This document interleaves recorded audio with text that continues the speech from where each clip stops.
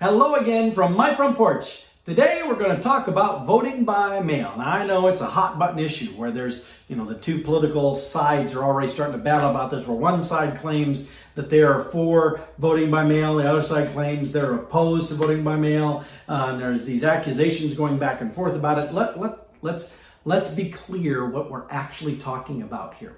Now, first of all, there is an accusation that those who don't support the vote by mail are wanting to force you to go stand in line at a ballot place, at a polling station, and risk your health during the virus time frame.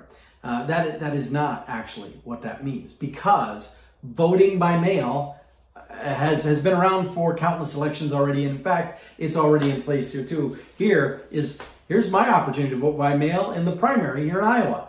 The Secretary of State's office proactively sent out to all registered voters this document where I get to request an absentee ballot if I wish to use one. I like this. This is a smart way to do it.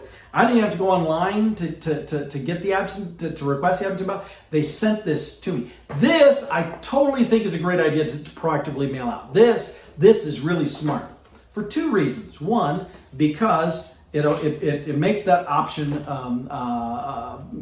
readily available, but it also still protects the integrity of the vote. And by that I mean, on this document, you fill out the stuff about your address and all this, and which political party, because it's a primary in this one, you have to choose a party, Republican or Democrat, if you're going to vote in that primary.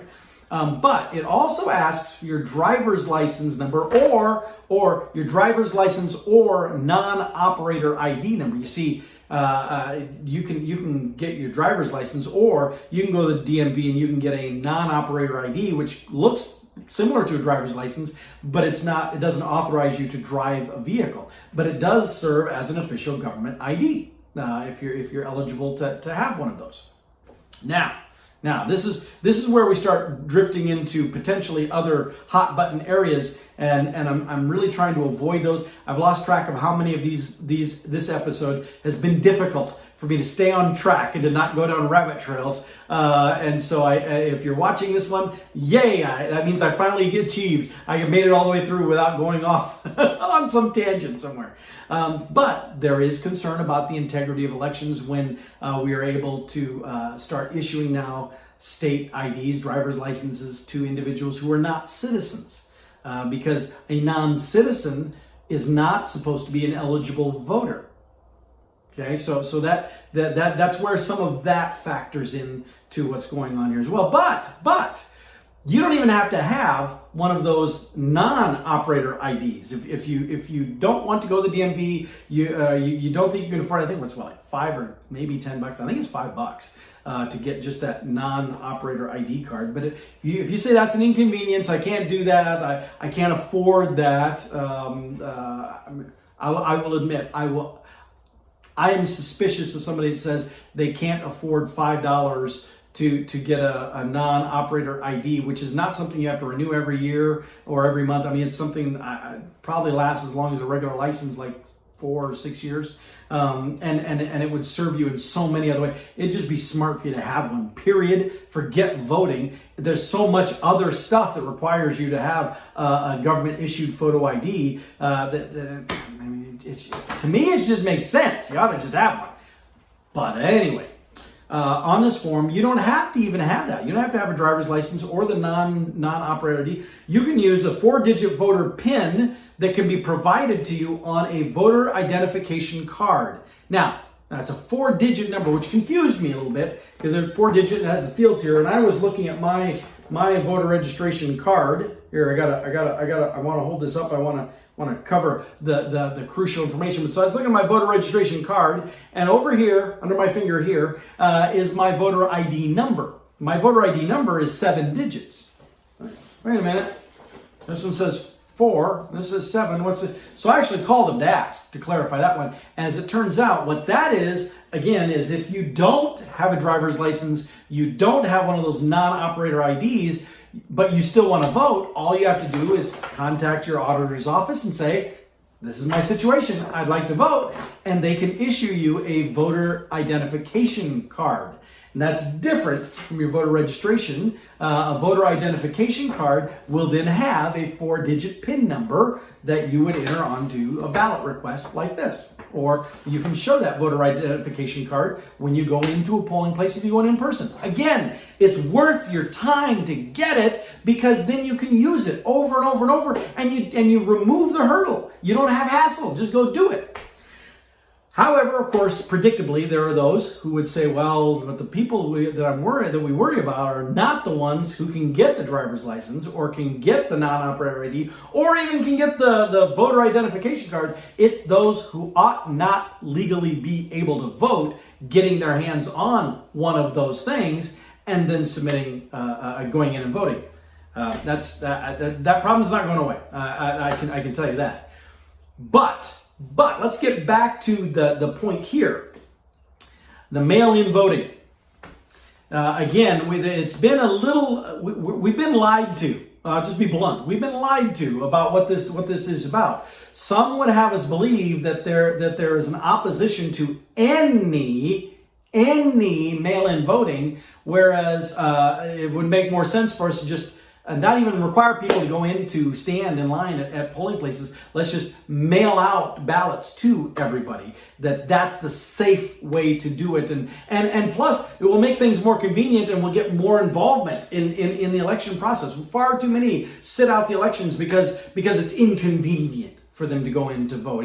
They can't make it in. Of course, we hear the stories about polling places closing early and racial issues and all kinds of other horror stories come up, some of which turn out to be true, a lot of which turn out to be exaggeration. But again, that's neither here nor there. I don't want to digress. The problem that I have with some of that, though, is there are people already pushing back on this form right here.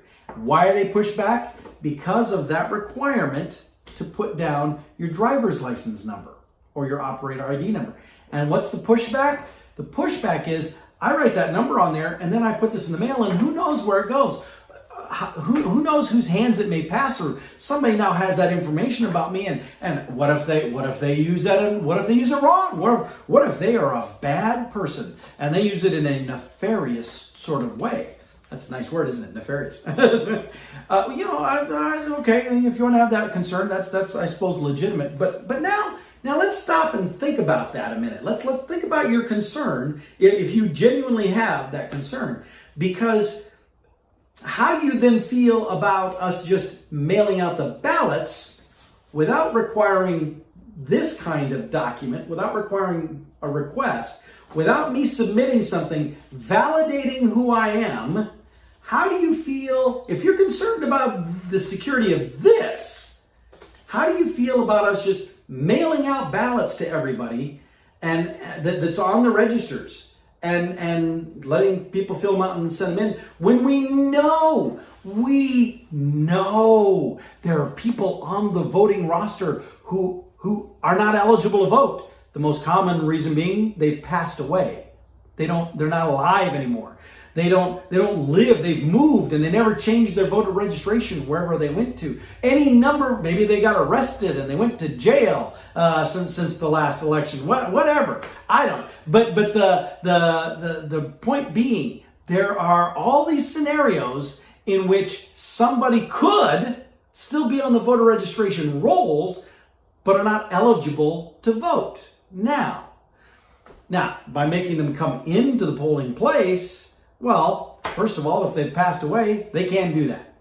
But if you go in, you go in and you physically say, "Here's my ID." Okay, yeah, I see it's you. You go ahead and vote. Or you go in, you have to go into your polling place by where you live. Well, if I've moved now to another city or across town or out of state, it's, across town maybe not be quite so big a deal, but I'm living in another city, another state, maybe farther than that. Now I'm not going to be coming back to this place to pretend I still live where I am. So I'm not going to be coming in to vote. And so that's how we police some of those things to ensure some of the legitimacy of those voting results. But if we do this, if we send this out, it's not foolproof. Like, for example, if I had a relative that was living at this address and they passed away, And this comes in, if I am a nefarious person, I probably have the deceased person's wallet or purse and with access to their driver's license. So I could fill this out in their name and submit one request for myself and one for the deceased person and still vote on their behalf. It could happen. Still, definitely could happen. But that's already a potential problem in absentee voting. Anyway, we can't erase that and change that without other changes. But now imagine we send the ballots out without any pre-confirmation. We send the ballots out and we just mail them out to everybody. Now I'm sitting here potentially in an apartment building, for example. The mail shows up and there's all these absentee ballots that have just been mailed out.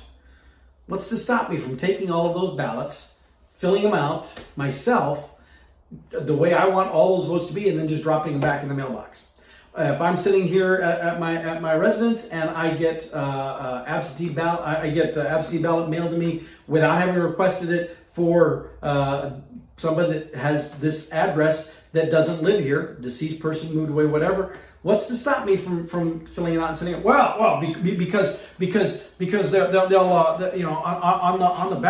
on the ballot you have to sign your name. You have to sign your name. Well, so there's going to be a handwriting expert checking every ballot. Well, no, but are we still going to have to put down our driver's license number, or our non-operator ID number, or our voter PIN number on the ballot? I mean, again, if this is a problem and we say we can't have it on this form to request the absentee ballot, and instead we want to send them out in mass so that everybody can use them, are we going to have that requirement on there? If we're worried, if we're worried about having it on this one because we're worried about how it might play out, are we going to still have it on the actual ballot itself? I doubt it. I would doubt it very much. I would think we would want to change that. Now, I'm not in favor of that. You may be able to tell, but I would think we want to change that. But even beyond that issue, if there are those who are worried about what would happen to this by a nefarious person getting their hands on it, somebody intercepting this once I drop it in the mail before it makes it to the auditor and doing something with the information, now imagine everybody is sending in their ballots. Everybody is mailing ballots. Do you not think that is a huge opportunity for voter fraud? A huge opportunity for someone to intercept a lot of ballots and screw up a lot of people's votes? If you don't think that is an opportunity for disaster, then I don't know what to say. You're like this, and this is not a political statement. It's not a for or against either side, because I'm an independent. I'm not for or well, I'm mostly against both sides. But still, the point being, this is about the integrity of our elections. This concept of just mail out the ballots without any type of verification of who the voter actually is, this is so dangerous to the integrity of the election process. And so, I just can't. No, that's no. That's a no for me, dog. But anyway, seriously, if you have the opportunity to file for an absentee ballot, I encourage you to do so. Especially if you have any qualms about going on election day and standing in line at your polling place, then get your request in. There is a deadline. Here in Iowa, for example, this is a primary ballot, and you have to have it submitted by May 2nd to do that. So these are timed. There is a deadline. So don't dawdle. Get it in. But if you prefer that, if you feel safer doing that, then by all means do that. But understand when you hear in the political discourse right now that there are some who are opposing mail-in ballots, unless they are saying they don't want to authorize absentee voting, they don't oppose mail-in ballots. What they're opposing is a mass mailing out of all ballots without verification of who the voter is that submits it back. And frankly, that ought to be opposed, in my personal opinion. So, anyway, that's it. Don't skip out on voting. Be sure to vote, whether in person or absentee. Make sure you vote. This coronavirus has already robbed us of a lot of our pleasures and a lot of our rights. And hopefully we get them all back. We have to watch and make sure that happens. But don't let it rob you of yet one more right, and probably our most significant right. And that is your right to cast a vote. That is very important. Don't let it fall by the wayside. All right. With that, I'll let y'all go. And I'll see you next time from my front porch.